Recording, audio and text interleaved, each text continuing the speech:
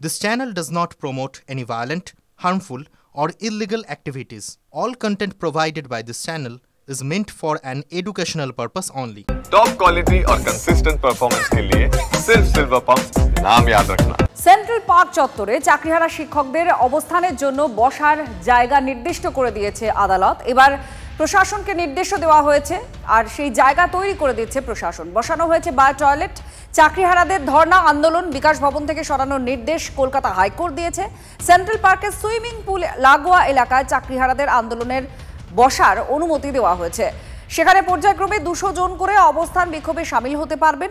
তবে চাকরিহারা শিক্ষকরা জানিয়ে দেন বায়ো টয়লেট, জলের ব্যবস্থা এগুলো যদি প্রশাসন না করে তাহলে তারা বিকাশ ভবনে বসে থাকবেন।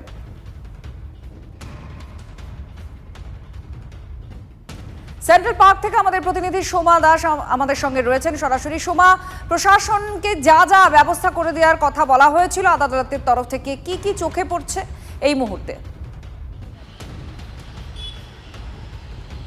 হ্যাঁ দেখো, প্রশাসনের তরফে সেন্ট্রাল পার্ক সংলগ্ন সেখানে যে সুইমিং পুল আছে তার ঠিক পাশে যে ফুটপাত রয়েছে সেই ফুটপাতে কিন্তু এই যোগ্য শিক্ষক শিক্ষিকারা যারা দীর্ঘদিন ধরে বিকাশ ভবনের সামনে অবস্থান করছিলেন তাদের নতুন ঠিকানা কিন্তু সেখানেই গড়ে দেওয়া হচ্ছে।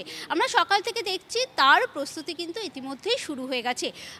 এর মধ্যে দেখা যাচ্ছে যে এখানে স্ট্রাকচার তৈরি করা হচ্ছে, অর্থাৎ বাঁশ এবং তাঁবু খাটিয়ে এখানে স্ট্রাকচার তৈরি করা হবে এবং ইতিমধ্যে আমরা দেখতে পাচ্ছি সেই কাজটা কিন্তু শুরু হয়ে গেছে। হাইকোর্টের এটাও নির্দেশ রয়েছে যে 200 জনের বেশি কিন্তু একসাথে থাকা যাবে না, তারা কিন্তু রোটেশন করে থাকতে পারবেন, অর্থাৎ অবস্থানকারী যারা রয়েছেন তারা রোটেশন করে এখানে থাকবেন, কিন্তু 200 জনের বেশি একসাথে থাকতে পারবে না।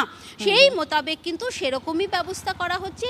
ইতিমধ্যে বায়ো টয়লেটের যে ব্যবস্থা সেই বায়ো টয়লেটের ব্যবস্থাও করা হয়েছে এবং যেটা আরও বলা হয়েছে যে ইলেকট্রিসিটির ব্যবস্থা। তুমি দেখতে পাচ্ছ জায়গাটা যে একেবারেই ফুটপাতের উপরে সেখানে আস্তানা তৈরি করা হচ্ছে ঠিকই, কিন্তু সেটা কিন্তু এখনো পর্যন্ত পুরোপুরি হয়নি বা বলা যেতে পারে যে এখানে দেখো প্রচুর পরিমাণে ঘাস রয়েছে, গাছ রয়েছে, এগুলো পরিষ্কার করে একেবারে সম্পূর্ণভাবে এটাকে শেষ করতে কিছুটা সময় অবশ্যই লাগবে। তবে যারা এখানে রয়েছে, যারা এই কাজটা করছেন প্রশাসনের তরফ থেকে, তারা কিন্তু বলছেন যে আজকে দুপুরের মধ্যে এখানে যে তাঁবু খাটাবার কাজটা বা এই নতুন ঠিকানা অবস্থানকারীদের জন্য সেটা তারা তৈরি করে দেবেন। তবে দেখো ইলেকট্রিসিটি নিয়ে আসা সেটা একটা সময়ের ব্যাপার রয়েছে।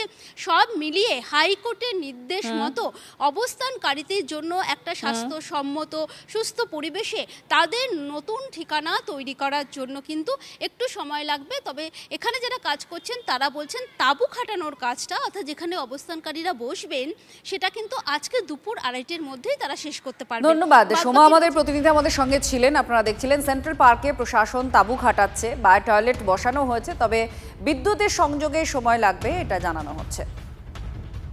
যে বইমেলা যে প্রাঙ্গণ, বইমেলা প্রাঙ্গণের অপোজিটে রাস্তা লাগোয়া যে জায়গাটা আছে, একটা জলের ট্যাপ আছে, ওই ট্যাপের সামনের দিকটা যেটা করুণাময়ীর দিকে যে জায়গাটা স্পেসটা পরিষ্কার পরিচ্ছন্ন আছে, 200 জন কমপক্ষে 200 জনের কথা বলা হয়েছে রোটেশন ওয়াইজ।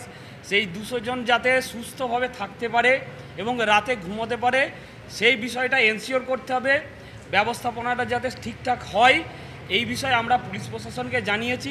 আমরা এই ব্যবস্থাটা যখন ওখানে কমপ্লিট হবে, যখন সমস্ত রকম শেড, জল, টয়লেট বা ইলেকট্রিসিটি এই ব্যবস্থাগুলো রিভিউ পিটিশন থেকে শুরু করে আইনে যেভাবে এনাদের চাকরির সুরক্ষা দেওয়া সম্ভব সেগুলো করছেন।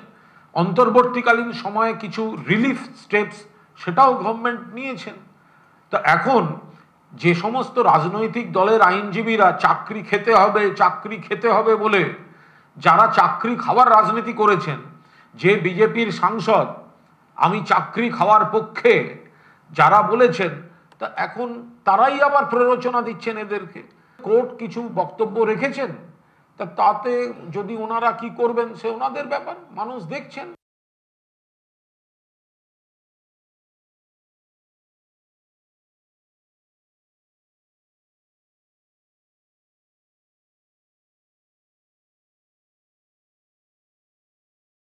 ক্লাস 10 ও ক্লাস 12 এর পরীক্ষা শেষ, রেজাল্ট আউট। এরপর কি পড়বেন, কোথায় পড়বেন, সুলুক সন্ধান এখন হাতের মুঠোয়। টিভি9 বাংলা এডুকেশন এক্সপো 2025।